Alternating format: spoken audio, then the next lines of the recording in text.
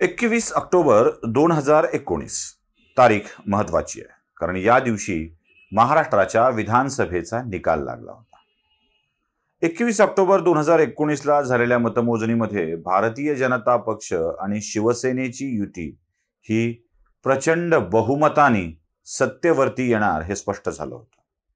भारतीय जनता पक्ष आणि शिवसेनेच्या सामान्य शिवसैनिकांच्या मनामध्ये आता आपलं सरकार येणार ही भावना दृढ झाली होती. अर्थात शिवसेनेला बरोबरीचं सत्तास्थान द्यावं, म्हणजे मंत्रिमंडळातील मंत्र्यांचं समान वाटप व्हावं, याची देखील चर्चा सुरू झालेली होती. साधारणतः 4 वर्षापूर्वीची ही घटना आहे. म्हणजे आता वर्षभरात पुढच्या निवडणुका येतील. 21 तारखेला संध्याकाळपर्यंत सगळे निकाल आले आणि भारतीय जनता पक्ष शिवसेनेचा परिसर गुलालामध्ये न्हाऊन निघालेला होता. 21 तारीख दोन्ही पक्षाच्या कार्यकर्त्यासाठी आनंदाची होती. पण 21 तारखेच्या संध्याकाळपासूनच वेगळं काहीतरी शिजायला लागलेलं होतं. अर्थात आम्ही सरकार बनवणार याच्या दावे सुरू झाले होते. दुसरीकडं उद्धव ठाकरे आणि संजय राऊत यांच्या प्रतिक्रिया फारशा येत नव्हत्या. म्हणजे 22 तारीख ही साधारणतः त्याच आनंदामध्ये, भेटण्यामध्ये, आमदारांच्या येण्यामध्ये, स्वागत करण्यामध्ये मग्न झालेली होती. 23 तारखेला संध्याकाळच्या वेळेला 4 वाजता उद्धव ठाकरेंचं पहिलं पत्रकारांशी बोलणं झालं आणि त्या 23 तारखेच्या बोलण्यामध्ये उद्धव ठाकरेंनी सांगितलं की आमच्यासाठी सगळे पर्याय खुले आहेत. या वाक्याचा अर्थ काय होतो हे न समजण्या इतके कोणीही दूध खुळे नाही आहेत. म्हणजे 23 तारखेलाच निकालाच्या तिसऱ्याच दिवशी उद्धव ठाकरे म्हणाले होते की आमच्यासाठी सगळे पर्याय खुले आहेत.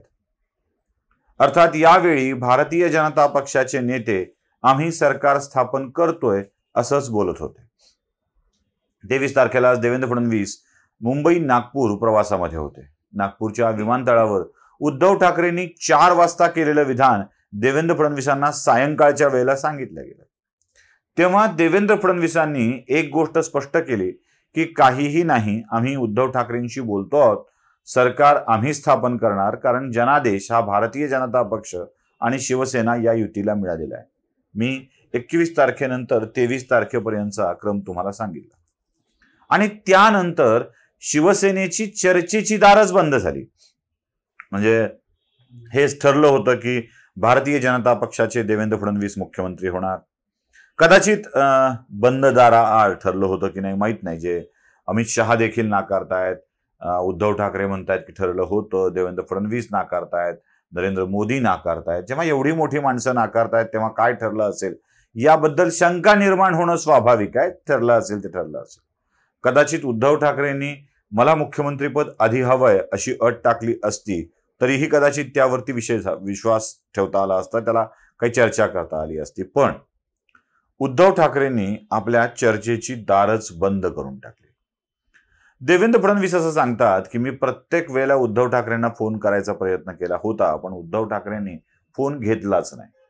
म्हणजे फडणवीसांचे फोन, भाजप नेत्यांचे फोन उद्धव ठाकरेंनी घेणं टाळलं. आणि मग सुरू झाला महाविकास आघाडीचा खेळ. जसं मागच्या वेळेला 14ला शरद पवारांनी शिवसेनेची बार्गेनिंग पॉवर संपवून टाकली होती, तसं 19ला शरद पवारांनी भारतीय जनता पक्षाची कन्व्हिन्स करण्याची शक्तीच काढून घेतली. त्यांनी काँग्रेसला तयार केलं आणि शिवसेनेला सत्तेत घेतलं.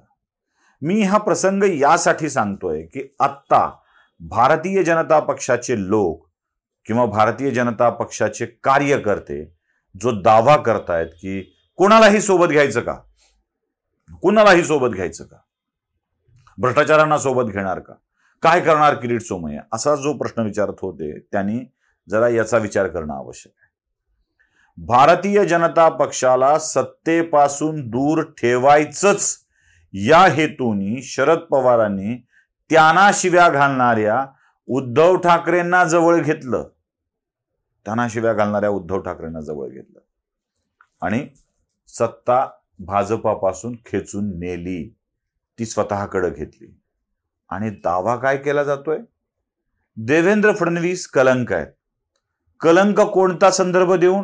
तर देवेंद्र फडणवीसांचं ते विधान, नाही नाही नाही, आपद धर्म म्हणून नाही, शाश्वत धर्म म्हणून नाही, आम्ही राष्ट्रवादीच्या सोबत जाणार नाही, हे वाक्य ऐकवलं गेलं. राजकारणात अशी कित्येक वाक्य कोण कोण कुणाला ऐकवलीत आणि त्या वाक्यापासून कोण कोण दूर गेलंय हे सगळ्या जगाला ठाऊक आहे. म्हणजे एकट्या फडणवीसांनीच असं केलंय असं नाही, तर बऱ्याच जणांची अशी अनेक वाक्य. त्यांनी फडणवीसांना कलंक म्हटलं गेलं आणि याच कलंकाला धरून शरद पवार उद्धव ठाकरेंच्या सोबत गेले. जर आधी केलेली विधानं कलंक असतील तर उद्धव ठाकरेंनी केलेलं विधान कलंक म्हणायचं नाही तर काय म्हणायचं हे आपण ठरवलं पाहिजे. मी उद्धव ठाकरेंची काही विधानं तुम्हाला ऐकवतोय, ऐका. शरद पवारांची राजकीय कारकीर्द कशी सुरू झाली? वसंतदारांच्या म्हणजे स्वतःच्याच नेत्याच्या, स्वतःच्याच पक्षाच्या मुख्यमंत्र्यांच्या पाठीत वार करून यांनी पोलोत काढली. का? मला मुख्यमंत्री व्हायचंय, बाकी गेलं खड्ड्यात, पक्ष वगैरे गेला खड्ड्यात, माझं स्वप्न पूर्ण झालं पाहिजे म्हणून बसले उडी मारून त्या मुख्यमंत्री पदावर. आणि मग तिकडे आपल्या संभाजीनगरमध्ये राजीव गांधी आले होते, तेव्हा घालीन लोटांगणचा तो प्रयोग केला, माफ करा माफ करा माफ करा, कारण त्यांना कोण विचारत नव्हतं. पुन्हा काँग्रेसमध्ये गेले. सोनिया गांधी विदेशी आहेत आणि यांचं भारताचं भारतीय नागरिकत्व हे त्यांच्या स्वार्थासाठी आहे. सोनिया गांधींनी घातली लाथ, चला गेट आउट. पहिल्यांदा तेव्हा राजीव गांधींच्या वेळेला काँग्रेस सोडली तेव्हा की तुम्ही पुन्हा काँग्रेसमध्ये जाणार का? छे म्हणे, अजिबात नाही. तशीच जर का वेळ आली तर तोंडाला डांबर फासून हिमालयात जाईन. मला वाटतं डांबराला सुद्धा लाज वाटली की अरे मी काळा आहे रे, पण मनाने काळा नाहीये. मी निदान रस्त्यावरती तरी लोकांच्या उपयोगी पडतो, तुम्ही कशाच्या उपयोगी पडता?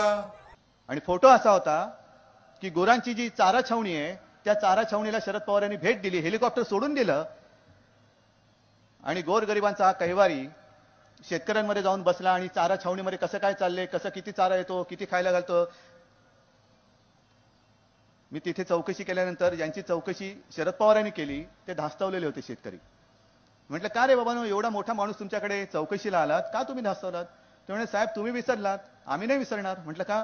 अहो या काँग्रेस राष्ट्रवादीनी त्यांच्या वेळेला जेव्हा दुष्काळ होता आणि असाच चारा छावण्या होत्या तेव्हा आमच्या गुरांचं शेण सुद्धा खाल्लं होतं, त्या शेणाचा सुद्धा घोटाळा केला होता. म्हणजे मग काय खायचं तुम्ही सोडलं होतं? टॉयलेट मधले पेपर खाल्ले, शेण खाल्लं, सगळं खाल्लं, IPL मध्ये घोटाळा करून ठेवला. तोंडाला काळं फासून हिमालयात जाईन तरी परत आलात. सोनिया गांधींनी हाकलून दिलं तरी परत आलात. पृथ्वीराज चव्हाणांच्या हाताला लकवा मारतो म्हणत होतात तरी युती केलीत. हे आला म्हणतात सगळं वात कुक्कोट. नीलमताई आपण म्हणाला मणिशंकरला काय प्रसिद्ध दिलं, काय म्हणजे काय जोडे मारले त्याला आपण. आणि समोर जर दिसला असताना आणि आज जरी दिसला तरी आज सुद्धा त्याला आम्ही जोडे मारू. लोकसभेच्या प्रचारामध्ये सुद्धा जेव्हा राहुल गांधी त्यांना पळपुटे म्हणाला, मी एकटा होतो की राहुल गांधीला नालायक म्हणून म्हणतात, त्याला सुद्धा जोडे मारले पाहिजे. तितक्याच शिव्या उद्धव ठाकरेंनी घातलेल्या आहेत, तितक्याच शिव्या. आणि तरीही शरद पवार उद्धव ठाकरेंना सोबत घेतले यासाठी की भाजप सत्तेच्या बाहेर राहिलं पाहिजे. बरं, हे कलंकाचं लफडं चर्चा होतीये, चालतीये, त्यासोबतच आणखी एक चर्चा जोर धरत होती, ते म्हणजे पोहरा देवीची शपथ. एखाद्या धार्मिक स्थळावर जाऊन त्याला मानणाऱ्या समुदायाच्या समोर त्या देवाची शपथ घ्यायची आणि मग सांगायचं की मी शब्द दिलेला होता, भाजपने माझ्याशी गद्दारी केली आहे. ही पोहरा देवीची शपथ घेऊन उद्धव ठाकरेंनी सांगितलं की भाजपनं मला कमिटमेंट केलेली होती. बघा, धार्मिक राजकारण कशा स्वरूपात, जातीय राजकारण कशा स्वरूपात केलं जातं. 23 ऑक्टोबर 2019ला उद्धव ठाकरेंनी आम्हाला सगळे पर्याय खुले आहेत असे केलेले विधान हे पोहरा देवीची शपथ घेताना त्यांच्याच लक्षात होतं का? प्रश्न हा पडतोय. 2019च्या 23 तारखेला निकालाच्या तिसऱ्याच दिवशी तुम्ही जोरदारपणे भाजपला लाथाडायचं ठरवलेलं होतं आणि महाविकास आघाडीच्या प्रयोगाच्या दिशेनं तुमची आगेकूच सुरू होती, तेव्हा सगळ्यात मोठा धोका कोण दिला आहे हे तपासलं पाहिजे. आणि कलंक कलंक कलंक काय असतो ज्यांनी शेण खाल्लं असा आरोप केला त्यांच्याच पंक्तीला बसून उद्धव ठाकरेंनी जे काही खाल्लं ना त्याला कलंक म्हणतात. मग फडणवीस असं बोलले की अनेकांना राग येतो. यालाच कलंक म्हणतात. असे कलंक कितीतरी आहेत. आठवतंय ते वाक्य? आठवतंय उद्धव ठाकरेंचंच. तो काय लादे नाही का? कोण? वाजे.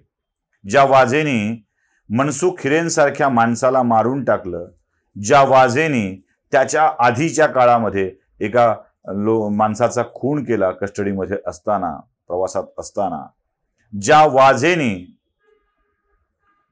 अंबानीच्या घराच्या बाहेर स्फोटकं ठेवली, त्या वाजेला तो काय लादे नाही का म्हणणारे उद्धव ठाकरेंच्यासाठी आपल्याच कार्यकर्त्याला पोलीस अधिकारी बनवून वसुलीचं कांड करून घेणं एक कलंक असतो.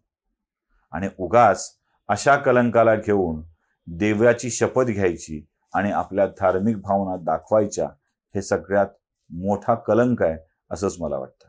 राजकारणातल्या या कलंकावर चर्चा कितीही करता येऊ शकेल. असे कलंकित चेहरे अनेक आहेत. प्रत्येकाची रात्र थोडी आतून वेडी.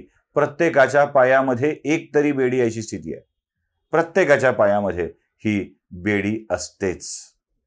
आणि तीच बेडी आपल्या पायात असताना लोकाच्या पायात पडलेल्या बेड्यांच्या बाबत देवाची शपथ घेऊन बोलणं बरोबरच नाही असं मला तरी वाटतंय. तुम्हाला काय वाटतंय ते नक्की कळवा. लाईक, शेअर, सबस्क्राईब करायला विसरू नका. धन्यवाद.